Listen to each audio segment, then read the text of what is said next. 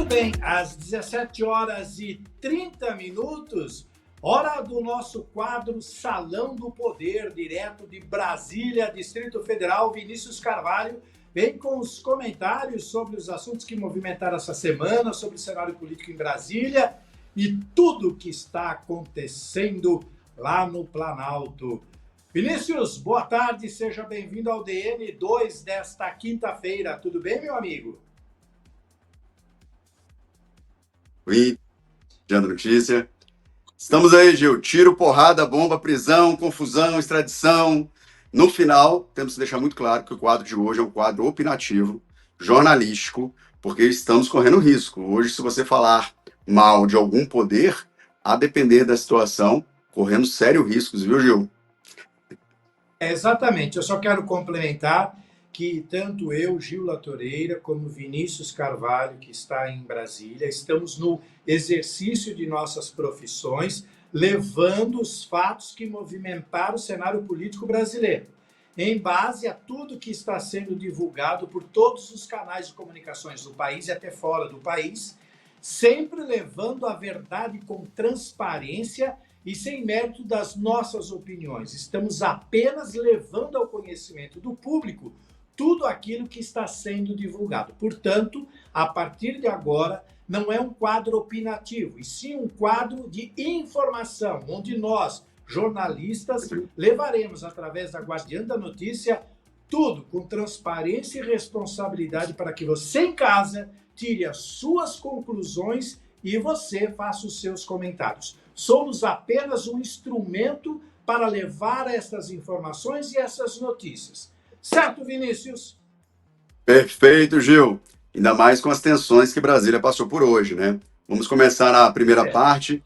O ministro Gilmar Mendes, do STF, do qual eu tenho muito respeito, fez alguns ataques e considerações mencionando o então ex-procurador da República, Rodrigo Janot, onde durante sessão do STF pública, ele afirma que Rodrigo Janot era um alcoólatra, que às 3 da tarde já estava bêbado, associando sua atuação à época da Lava Jato, que teve algumas práticas que, segundo o ministro Gilmar, são práticas que fragilizam o devido processo legal.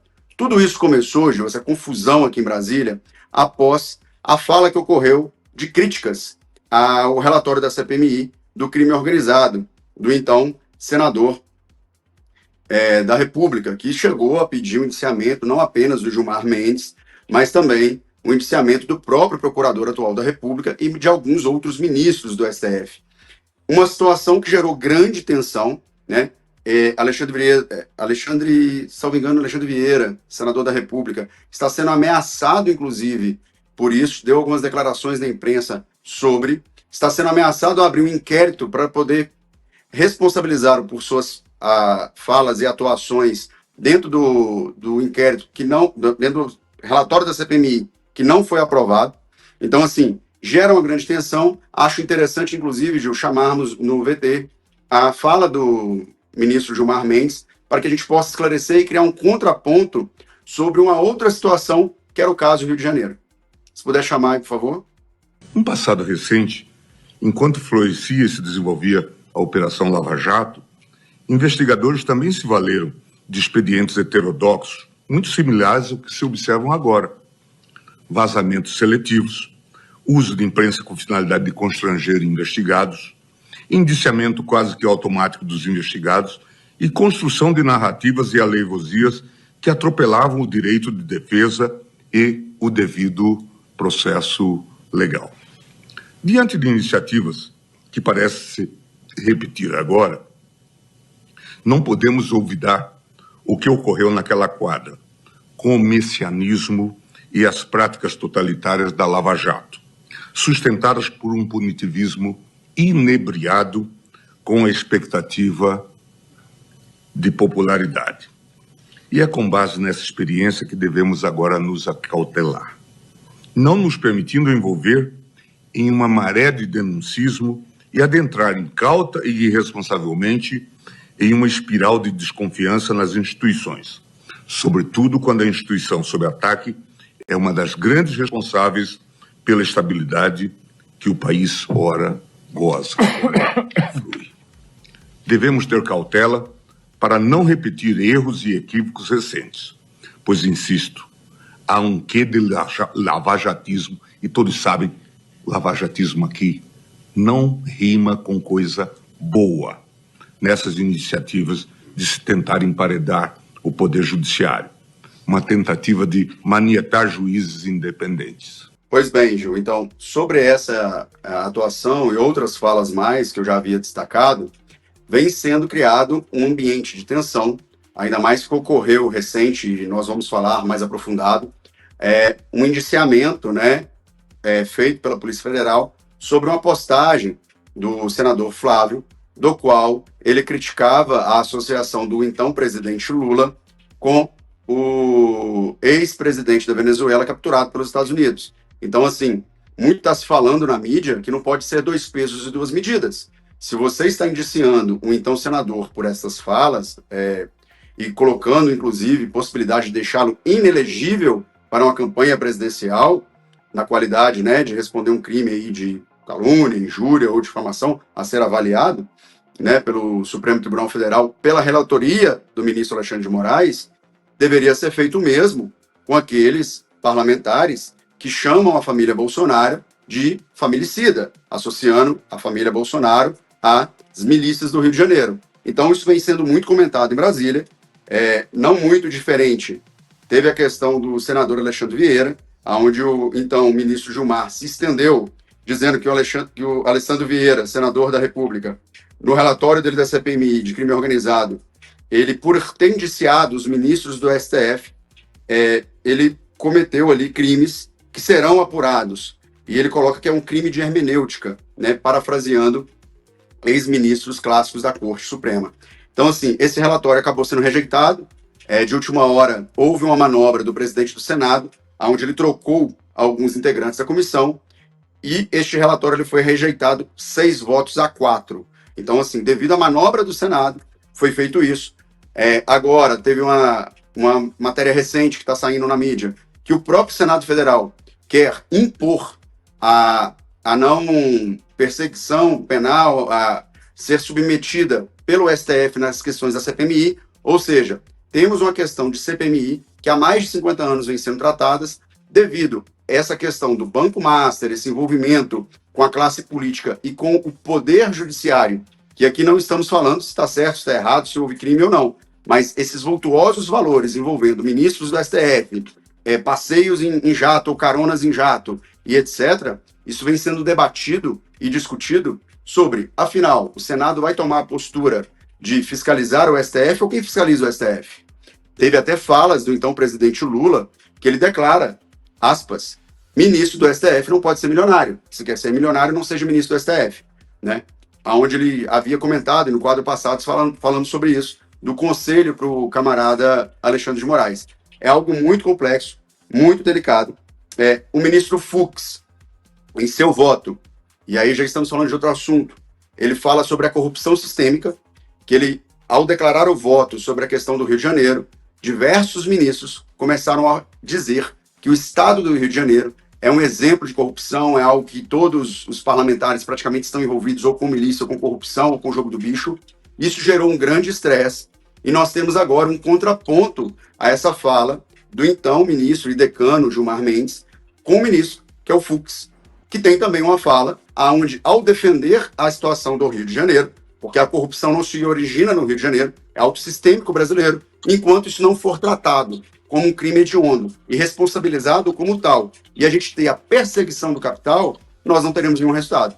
E aí, Gil, eu gostaria de chamar o outro VT do então ministro Fux, falando sobre a corrupção do Estado do Rio de Janeiro, em suas palavras fortes, mas de alto nível e, claro, aonde a gente vai conseguir fazer essa comparação de posicionamentos e entender que a crise institucional do STF não adianta os ministros tamparem o sol com a peneira. Está ocorrendo, é um fato e chegou ao ponto dos legisladores, tanto deputados como senadores, debater sobre isso. Solta aí, por favor, a questão das falas do ministro Fux. Senhor presidente, rapidamente, a solução que o Supremo adotar será a melhor solução. Mas eu sou carioca de nascença e eu verifiquei que houve uma manifestação de profundo descrédito em relação ao Rio de Janeiro de forma generalizada. E eu até acredito que muitos assim o fizeram porque ingressaram no Supremo Tribunal Federal em época posterior. Mas essa perplexidade ela não seria tão grande se colegas tivessem participado do julgamento do Mensalão, do julgamento da Lava Jato, desse julgamento agora do INSS e do Banco Master, porque os escândalos não são concentrados no estado do Rio de Janeiro. Então, e os políticos, há bons políticos no estado do Rio de Janeiro, que representam o estado na Câmara Federal, são excelentes políticos. De sorte que se esses políticos tiverem que ir para o inferno, eles vão acompanhados de altas autoridades. E aí, Gil? Forte, hein? Forte, forte. Mas é o que a gente deixou bem claro aqui. As conclusões devem ser tiradas exatamente pelo eleitor, que agora vai voltar para senador e tem que saber que o Senado tem força, poder e legitimidade para atuar nessas ações contra o Supremo Tribunal Federal. Muito bem. Se não fizerem nada, ou por falta de coragem, ou seja lá por que for, que fique o alerta na hora de votar, para que você coloque pessoas que realmente apliquem a lei, que no Código Penal brasileiro, no Código Civil, diz todos são iguais perante a lei, sem distinção de cargo, cor, religião, seja lá o que for. Muito bem, aqui no Brasil parece que isso não tem muita valia, mas está escrito lá. Então, que a interpretação seja ela feita de qualquer forma, mas está lá na tábua, como se diz na lei de Moisés. Então, que se cumpra, porque senão é pecado e vai arder no fogo do inferno ao lado de altas autoridades, como disse o ministro Fux. Foi ele que disse, não sou eu que estou falando, hein? É isso, Gil. Aí, fora isso, temos a grande hipocrisia da vez. Infelizmente, eu não sei se é um esforço do governo para dar mais holofotes para uma situação ou se eles estão querendo fazer, de fato, uma campanha para o governo Bolsonaro. Porque, assim, a Polícia Federal abriu investigação no então senador Flávio, nós já havíamos comentado um pouco no cenário anterior, sobre uma indagação que o senador Flávio colocou em uma das suas redes sociais. Essa discussão envolve o limite da liberdade de expressão. E é algo muito complexo, porque se a gente for começar a judicializar tudo isso, como eu já havia falado no bloco anterior, quem chama a família Bolsonaro de familicida também vai ter que receber um processo do STF, porque afinal nós estamos falando de autoridades, no caso, não mais o presidente Jair Bolsonaro, mas o senador Flávio, os seus irmãos, todos com cargos e mandatos eletivos. Então, assim, muito se falou na imprensa, inclusive, que essa investigação da Polícia Federal foi um pedido do Ministério da Justiça, e o que pode ocorrer é Flávio Bolsonaro ficar inelegível, né, por conta desse crime que ele cometeu. Nossa, mas você já imaginou se for associar todas essas questões que falam desde do deputado Nicolas, até mesmo de outros parlamentares, como crime? Eu acho que vai faltar cadeira, assim, porque não, vai acabar os partidos, né, vai acabar essa disputa política. Então, essa margem de até onde pode ir a liberdade de expressão, principalmente vindo de parlamentares que possuem imunidades legislativas no exercício da profissão, está sendo muito discutida, está sendo muito debatida, e é algo que hoje é um grande motor, tanto dos veículos de comunicação, quanto da própria população, que começa a se sentir incomodada com esse excesso que está ocorrendo de judicializações para diversos assuntos, que muitas das vezes a figura pública política é obrigada a suportar, até porque é uma figura pública política. Vini, eu queria aproveitar o gancho desse assunto que fala sobre o Supremo e tudo mais. Um pouquinho antes da sua entrada, nós soltamos um VT direto de Brasília falando sobre a indicação do Messias e que o Senado antecipou, coisa e tal. Muito bem. Se o Messias realmente compor esse quadro do Supremo, nós teríamos, então, o Cristiano Zanin, que assumiu em agosto de 2023, indicado pelo Lula, e diga-se de passagem que ele era o advogado do Lula naquela questão. Flávio Dino, que assumiu em fevereiro, acho que de 2024, eu acho que é isso, né? E ele também era ministro do Lula naquela questão. Agora, nós temos o Messias, para quem não se recorda, o Messias é o famoso Bessias, assina o documento aí, aquela coisa toda. Fala com o naquela Bessias. ocasião. O Bessias, né? Lembra? Procura o Bessias, que ele tem lá com o documento já assinado, coisa e tal. Muito bem. Em branco, documento em branco É de posse, legal? diga-se de passagem. Ô, Seria Gil, legal, mas não assim, seria imoral? eu acredito que a modalidade de indicação de ministros do STF é algo que deveria ser reformulado. Não deveria ser uma indicação presidencial, porque aí nós ficamos sofrendo. Ah, mas é de direita. Ah, mas é de esquerda. Acredito que deveria ser, primeiramente, pares da magistratura concursados, fizeram concurso público para isso, e deveria vir da própria magistratura. Envolver questões políticas, você acaba, ao meu ver, deixando a corte com um ar ideológico e político. Com todo o respeito ao ministro Flávio Dino, já estive com ele em algumas ocasiões, o respeito, tenho divergências sobre questões políticas, mas eu entendo a cultura e o tamanho dele de conhecimento. Ele publicamente defende o comunismo. E isso não sou eu falando, tem vídeos dele com o Machado e a Foice e tal. Então, assim, na parte dele quanto ministro, por exemplo, diversas decisões que ele tomou, seja do orçamento secreto, seja de algumas questões de fiscalização, olha, eu sou obrigado a concordar com ele. Ele está correto. Agora, temos um outro contraponto. Nós temos o inquérito do fim do mundo, que a gente brinca, que é o inquérito da fake news. É um inquérito que foi feito de ex-ofício pelo então ministro Alexandre de Moraes, que já tem mais de 7 anos. Então é uma investigação que nunca acaba. Então, assim, acredito que o código de ética discutido pelo então ministro Fachin, atual presidente do STF, seria algo interessante, se não o fizerem, que o Senado, que a Câmara o faça. Porque tem que criar política de freio contra peso. Hoje, o maior problema é o poder legislativo legisla, o executivo autoriza, vem o judiciário e fala, não, não é nada disso. É inconstitucional, está errado. Entendo que algumas matérias têm que ser tratadas, mas entendo que esta decisão tem que ser uma decisão feita pelos 3 poderes. Não pode ser uma decisão onde que um poder se sobrepõe ao outro, negando e desautorizando o outro poder, sendo que este poder que o faz, ele é vitalício. O problema do STF é muito poder para muito tempo na mão de poucas pessoas. Então, assim, está na hora da Constituição de 88 fazer uma reformulação sobre essa questão. Não pode ficar o Senado brigando com o STF e a população passando fome, enquanto isso nós temos um dos maiores escândalos de corrupção, não é nem do Brasil, é do mundo. Superou o Lobo de Wall Street, a questão do Rocário. E depois nós vamos chegar lá, porque a proposta dele de delação hoje fez uma operação da Polícia Federal prender o ex-presidente do BRB, que recebia propina de 146 milhões. Então, assim, a proposta dele de delação, inclusive, se você souber um pouco de matemática e investimento, você sabe que ele paga corrupção pelo próprio investimento do CDB. Então, é algo absurdo. Então, assim, nós temos que começar a colocar a corrupção como um crime hediondo e começar a ter mecanismos de fiscalizações, porque existem, possuem, mas não são aplicados, a todo mundo que tem o poder da caneta, seja ele ministro do STF, seja ele senador, seja ele deputado, seja ele quem for. Tirar esse sol com a peneira de instituições fortes, honestas, etc., porque os fatos estão levando a questionamentos. E o histórico da Lava Jato, do Banestado, do Mensalão, dentre vários outros, inclusive a corrupção dos Correios, que é uma multinacional única de transporte no Brasil que está falida, que é pública.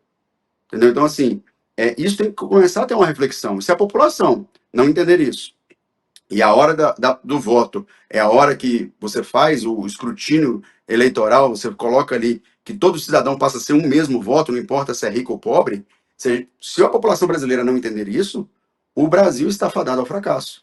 Então, assim, é muito poder na mão de poucas pessoas. Não estou aqui avaliando o mérito se é direita ou esquerda que indicou, estou avaliando o mérito da indicação. Não deveria ser uma indicação política, deveria ser uma indicação entre os próprios pares da magistratura, seja eles fazer uma lista tríplice, como é feito na PGR, aonde o Senado, dentro dessa lista, iria selecionar as pessoas. Mas para que isso exista, tem que ter uma mudança constitucional, tem que ter uma nova reformulação sobre a questão dos poderes e de sua harmonia. Não pode nunca o STF ficar atacando o Senado atacando o STF, o Executivo atacando todo mundo e pregando uma moralidade que não existe.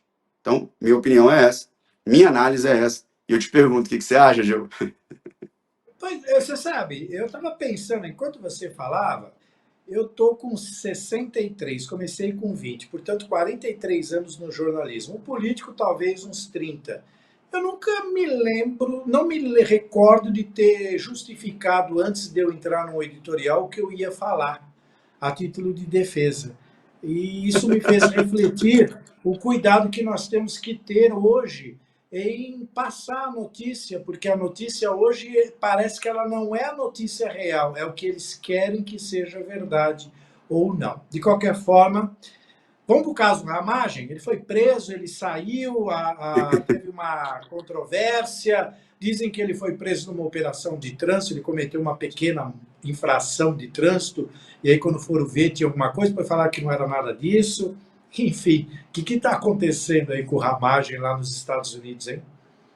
Ô Gil, aquela clássica, né? A falta de querer fazer uma peixe, o brasileiro sempre quer fazer uma peixe. É um ditado popular que é o que o brasileiro nunca perde a chance de ganhar vantagem em alguma coisa.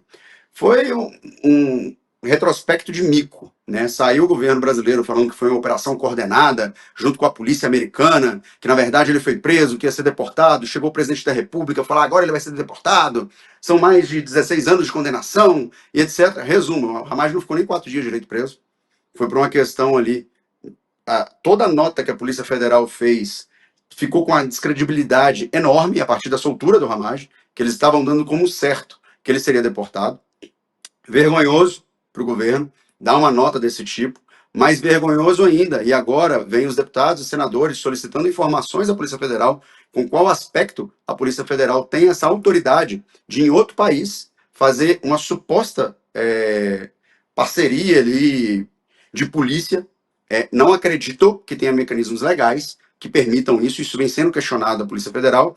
E, mais uma vez, estão criando agora uma crise na instituição Polícia Federal, que saiu emitindo uma nota essa que foi desmentida pelas ações do governo americano.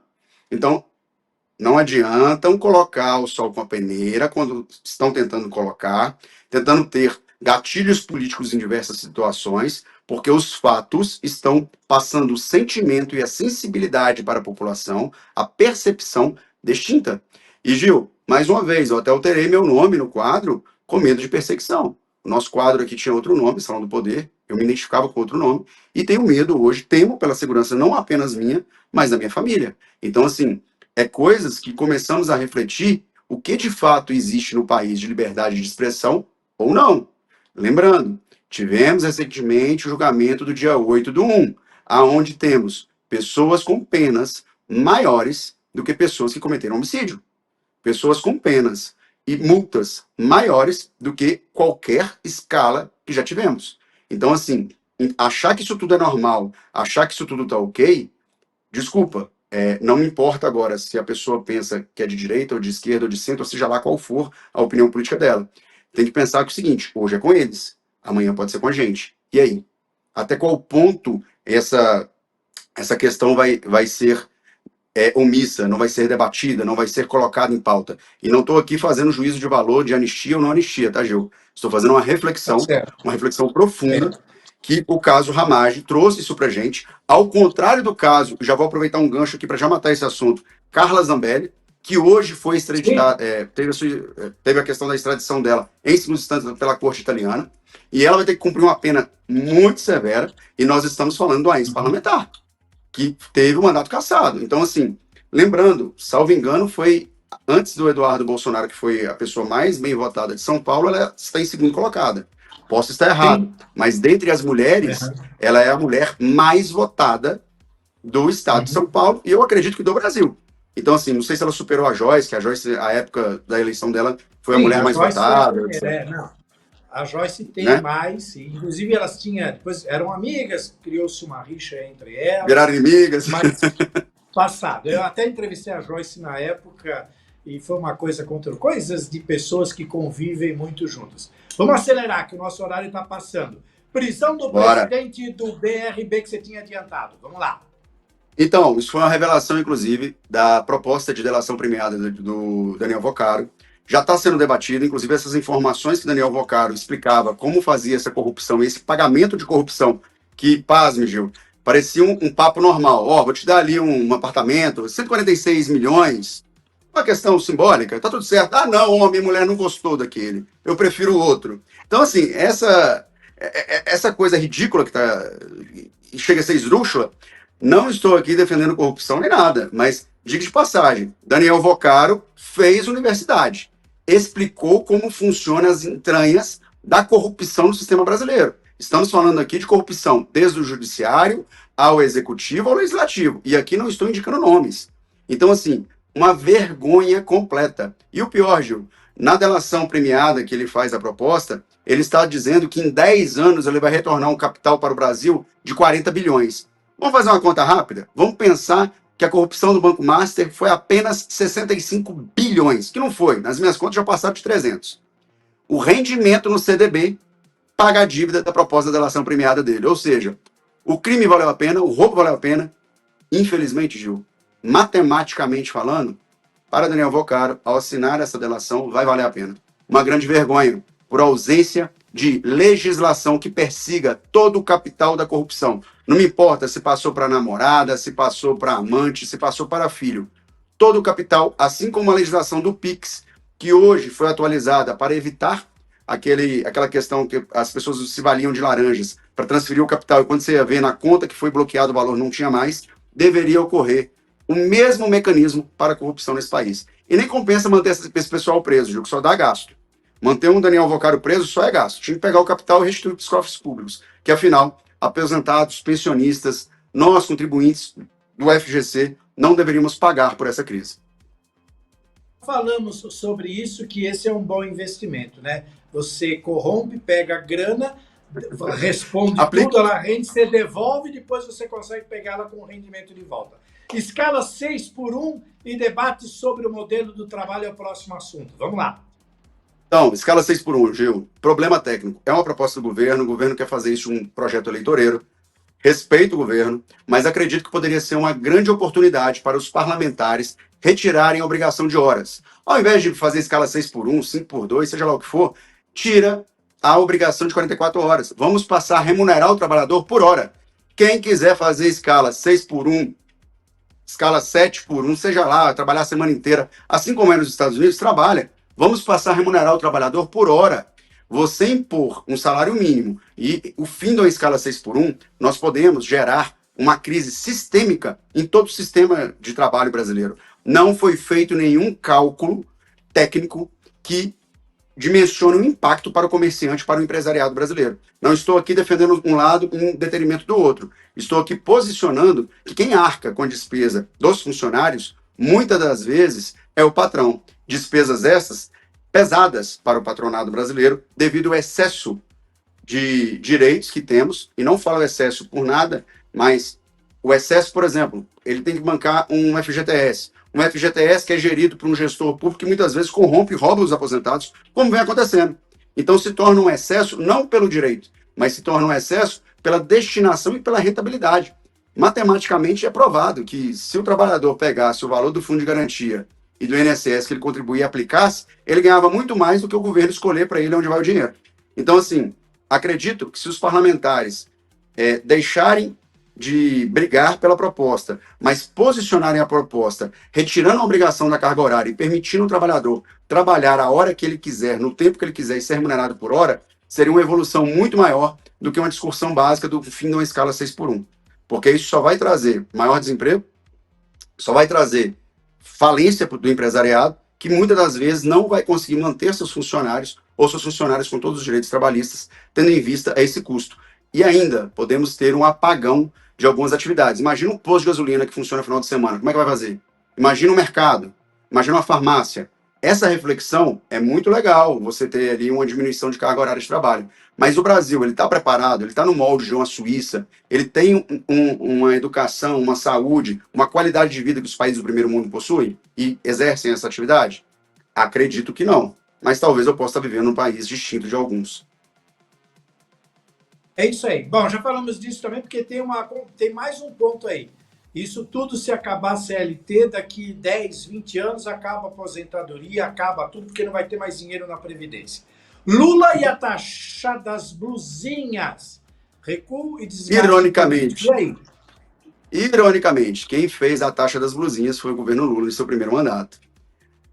Recentemente, ele fez um discurso alegando que ia acabar com as taxas das blusinhas. Afinal, o pobre brasileiro, as classes mais humildes, a classe média, está sofrendo com a taxa das blusinhas. Eu acho que ele esqueceu nesse discurso que foi ele mesmo que implementou a taxa das blusinhas. Gerou uma grande repercussão, porque o empresariado brasileiro fala que não consegue competir com os outros países, tendo em vista os direitos trabalhistas, o excesso de obrigações tributárias que o país possui. Então, assim, essa falta de cálculo, esse discurso eleitoreiro é algo complicado. Um exemplo, preparamos o bolso. Se antes o Lula prometeu e os demais políticos que iríamos viajar para fora do país, tem empregada doméstica que ia para a Disney, isso está representando uma grande mentira. A partir do mês de julho, vai começar a ser tributado em 25% as passagens internacionais. Imposto. Ou seja, isso será repassado para quem? Por óbvio, consumidor. A empresa de aviação, 90% do país já está em falência devido aos altos custos tributários. Quem vai arcar com um custo de aumento de 25% sobre a passagem? Nós, brasileiros. Então, na hora de a gente ver direitos e deveres, temos que analisar o impacto financeiro. O governo faz um projeto eleitoreiro para fim de perspectiva eleitoral. Agora, sem a medição de como isso vai atingir o bolso, acaba que quem vai pagar a conta também somos nós. Para encerrar, a Justiça decreta interdição de Fernando Henrique Cardoso, ex-presidente da República, ele que hoje tem, acho que 94, 95 anos, se não me recordo, acho que são 94 anos. O pedido foi feito pelos próprios filhos, O que está acontecendo? Estão achando que ele não está muito legal? Hoje, infelizmente, eu tenho um carinho particular por Fernando Henrique, porque da redemocratização do Brasil para cá, é o único presidente que não foi preso. Então, assim, não foi preso, mas está tendo sua intervenção deferida devido ao problema de Alzheimer, problema de saúde. Não dá para a gente julgar o mérito, né? Mas, enfim, teve grandes avanços. Hoje o real, se existe, foi graças à implementação do governo FHC. Em que pese há divergências, ele era de um partido político que, ao meu ver, hoje está praticamente extinto, que é o PSDB.